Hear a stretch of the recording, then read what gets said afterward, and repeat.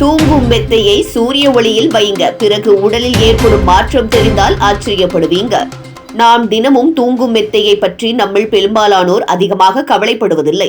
ஆனால் மெத்தையின் மேல் ஒவ்வொரு இரவும் படுத்து விழுத்திருக்கும் போது நம் உடலில் இருந்து வெளியேறும் வியர்வை, மெழுகுச்சத்துக்கள், தோல் உறைகள், கசிவு போன்றவை மெத்தையில் சேர்ந்து கொண்டே இருக்கின்றன.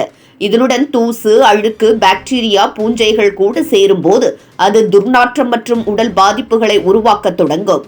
மெத்தை என்பது வெறும் ஓய்வுக்கான இடமல்ல, அது உங்கள் உடலின் பாதுகாப்பு பூங்கா.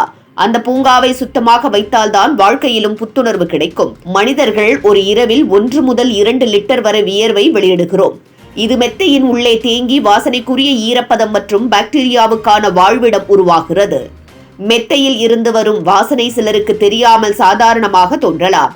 ஆனால் அந்த வாசனையில் பாக்டீரியா, பூஞ்சை, சல்மனெல்லா போன்ற நச்சுக்கிருமிகள் இருக்க வாய்ப்புகள் அதிகம். இதுவே நம் சுவாச உறுப்புகளையும் தோலையும் பாதிக்கக்கூடியது. சிறு வாசனைதான் என்று தவறாக நினைத்துவிட்டால் அது தீவிர பிரச்சனையாக மாறும். தூங்கும் இடத்தில் இருந்து வரக்கூடிய வாசனைகள் உங்கள் தூக்கத்தின் தரத்தை பாதிக்கின்றன. தொடர்ச்சியாக தூக்கம் கெடும் பொழுது அதனால் ஏற்படும் மன அழுத்தம், கவலை, உடல் சோர்வு ஆகியவை உங்கள் வாழ்நாளையே குறைக்கும் அளவுக்கு வேலையாகிவிடும். அது மட்டுமின்றி ஆஸ்துமா, அலர்ஜி, தோல் நோய், கண் எரிச்சல், மூச்சு திணறல் போன்ற நச்சு விளைவுகளும் மெத்தைதான் காரணமாக இருக்கக்கூடும். ஆகவே மெத்தை வாசனையை ஏற்க வேண்டிய நிலை இல்லை, அதை சரி செய்ய வேண்டிய கடமை உங்களது. முதல் வழி பேக்கிங் சோடா. இது வீட்டில் கிடைக்கும் மிக எளிய ஆனால் சக்தி வாய்ந்த வாசனை மாற்று பொருள். மெத்தையின் மேல் முழுவதும் பேக்கிங் சோடாவை தூவி குறைந்தது 8 மணி நேரம் வைத்திருக்க வேண்டும். அதன் பிறகு வாக்யூம் கிளீனரில் மெதுவாக உறிஞ்சி எடுத்தால் துர்நாற்றம் வெளியேறும். இந்த செயலை வாரத்திற்கு 1 முறை செய்தாலே மெத்தையின் பூரண சுத்தமும் வாசனையின் மாறுபாடும் ஏற்படும். இது இயற்கையாகவும் பாதுகாப்பாகவும் செயல்படும்.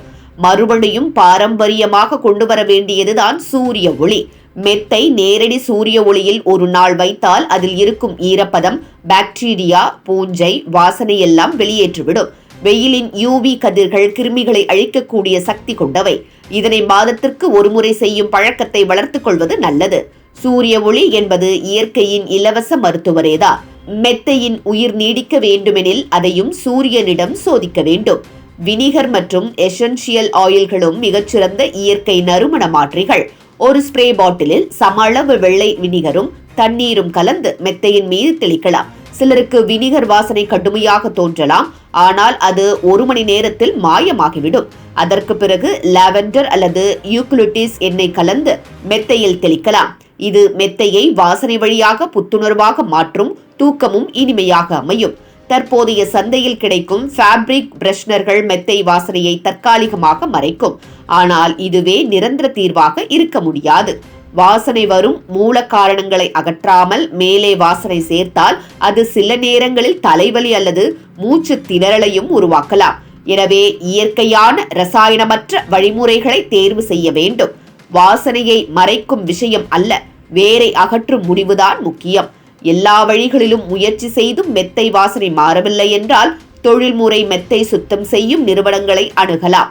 அவர்களை hydrosteam, UV dry cleaning, spot dry cleaning போன்ற பல தொழில்நுட்பங்களை பயன்படுத்துகிறார்கள்.